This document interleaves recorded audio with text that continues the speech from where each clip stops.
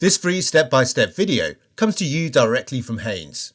You can complete more than 200 jobs on this vehicle when you purchase the complete Haynes online manual at haynes.com.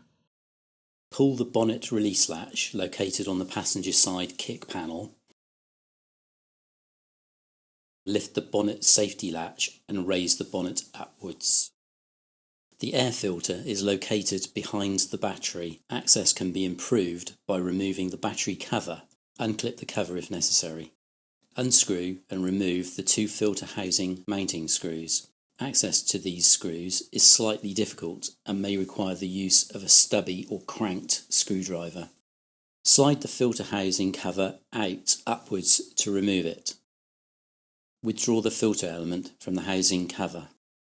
Clean the inside of the air cleaner body and housing cover, being careful not to get dirt into the inlet duct. Use a vacuum cleaner if necessary.